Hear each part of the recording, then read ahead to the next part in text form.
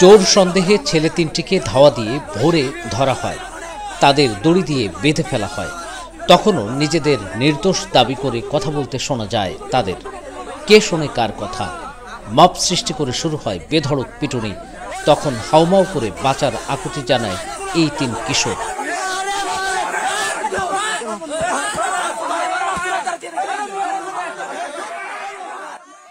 সকালে সেতুর রেলিংয়ের সঙ্গে কোমরে দড়ি দিয়ে বেঁধে রেখে আরেক দফা পেটানো হয়। বাঁশ দিয়ে পেটাতে দেখা যায়। এতে তিন কিশোরের মধ্যে রিহান উদ্দিন নামে টগবগে এক কিশোরের মৃত্যু হয়।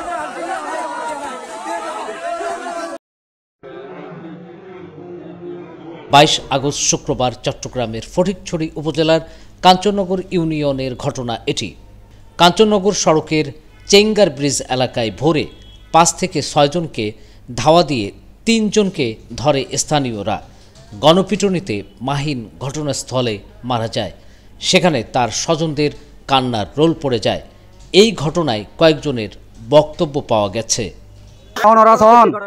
ওমা ফজরত 4টা বাজে দৌড়ি আর 3:30 বাজে আমার পরে দত্তি মারি বিলি যাওয়ার পরে গিরিসুরি ইমেদি বড় একটা লুছিল রে বাঁধলে কি সাইজে একজন মারা গিয়ে আর দুইজনের সাইজে মেডিকেল লই যার গই। শুক্রবার তা মেয়ের বাসায় থাকছি, শনিবারে 5টা বাজে আমার কাছে খবর গেছে যে আমার ঘর ডাকাতি হয়েছে।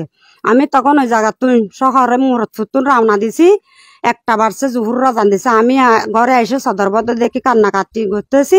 গত হালিয়া রাতে মেয়েদি তারা বেগুন শুকিয়ে একদম ভোর প্রায় 4টা 4:30টার দিকে ওই সময় তো দেখি যে আসলে গরমে দেখি যে আয়ের মানে কিছু মানুষের আবাস আনাগোনা পাওয়া যায় দস্তাদস্তি করে। তো ইয়ার পরে দিয়ে এখন আর বয়ে আর ব্যাকুনি দরাদার বালা করে বান্ধি দিই মাই দনের পরে দিয়ে ইয়ার পরে দেখি ফুফা করে 14জি পরে হইতে পারে দেখি যে মানে কি তারা ওই সুরের দাওয়া দিতে যাই এরা এটা সুরক ক্যালেন্ডার কি করছে অবস্থান করছি ওই সাদম মেদি সাউনি তারা লড়া দনের পরে দিয়ে আর ঘরে তাই যে এই দরজা নদী নডু কিও খোলা সাদো খোলা